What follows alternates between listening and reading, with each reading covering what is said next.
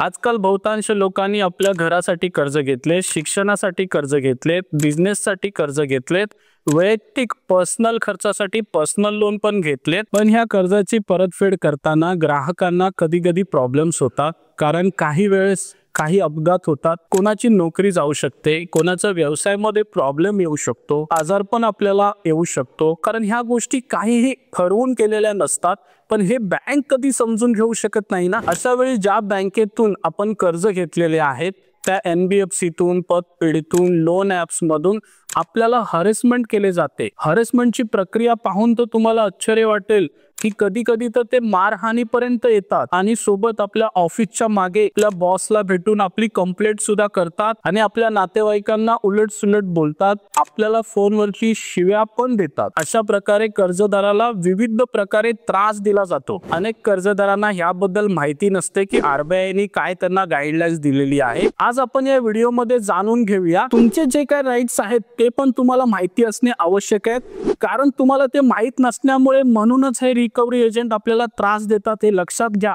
मित्रांनो, हा व्हिडिओ माझा दुसरा आहे, चॅनलला सबस्क्राइब करा। चला मग आपण वळूया मेन मुद्द्याकडे। लोन रिकव्हरी एजंटला कर्जदारांना भेटण्यासाठी टाइम दिलेला आहे, सकाळी 8 ते संध्याकाळी 7 या कालावधीमध्येच ते संपर्क करू शकतात। लोन रिकव्हरी एजंट तुम्हाला नवीन नंबरवरनं कॉल करतात आणि हॅरेसमेंट करतात, पण तुम्ही हे जाणून घ्या की त्यांना जो ऑथराइज नंबर दिलेला आहे बँकेने या NBFCने त्याच्यावरूनच कॉल करू शकतात आणि तेच कॉल तुम्ही रिसीव करा। लोन रिकव्हरी एजंटनी जर फोन करून तुम्हाला धमकवले, शिवीगाळी केली तर तुम्ही त्यांना रिप्लाय मध्ये काहीही बोलू नका, त्यांचा फक्त कॉल रेकॉर्ड करा आणि रेकॉर्ड केलेले कॉलची फाईल तुम्ही बँकेच्या ऑथराइज वेबसाईटवर जाऊन त्यांना मेल करून तुम्ही कंप्लेंट दर्ज करू शकता।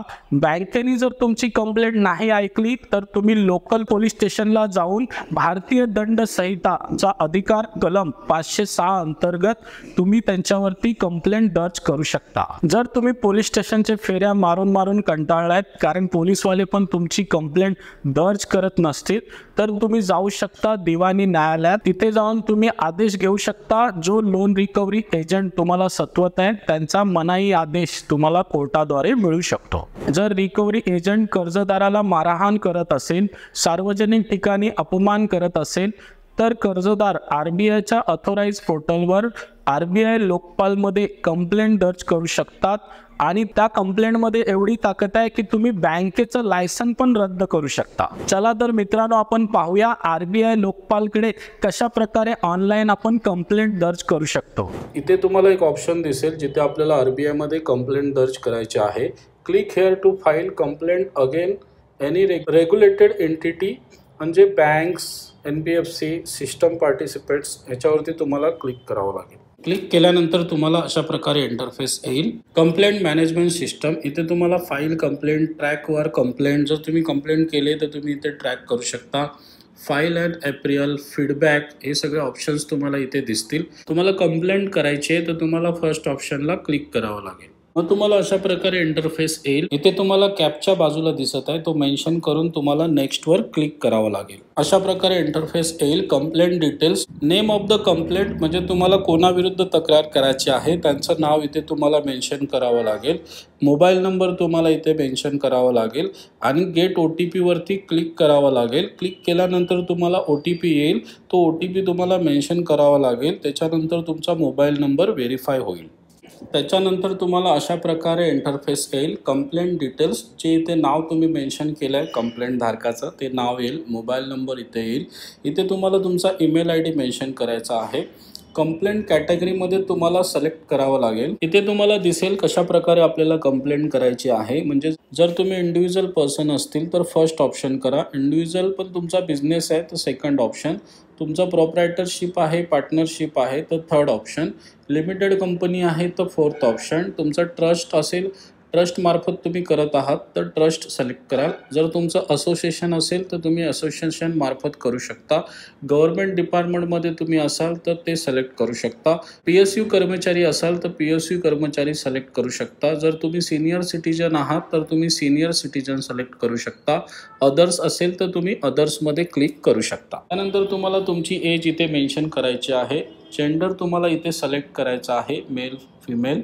मग इथे तुम्हाला कंप्लेंट स्टेटस ऑफ रेसिडेन्स हे सिलेक्ट करावं लागेल। जिथून तुम्ही राहत आहात ते स्टेट तुम्हाला इथे सिलेक्ट करायचं आहे। मग तुम्हाला इथे डिस्ट्रिक्टवर क्लिक करायचं आहे। इथे तुम्हाला ऑप्शन्स दिसेल, जिथून तुम्ही राहत आहात तिथला ऑप्शन तुम्ही इथे क्लिक करू शकता। त्यानंतर इथे तुमचा ॲड्रेस मेन्शन करायचा आहे। इथे तुम्हाला तुमचा पिनकोड सिलेक्ट करायचा आहे। त्याच्यानंतर इथे information related to the regulated entity against which the complaint is beginning lodge file. ज्या संस्थेविरुद्ध तुम्हाला तक्रार करायची आहे त्या संस्थेची माहिती तुम्हाला इथे मेन्शन करायची आहे, म्हणून तुम्हाला इथे एंटिटी नेमवरती सिलेक्ट करावं लागेल। सिलेक्ट केल्यानंतर तुम्हाला इथे कंपनीज दिसतील, ज्या कंपनीच्या नावाने ते रजिस्टर आहेत हे तुम्हाला इथे चूज करावं लागेल।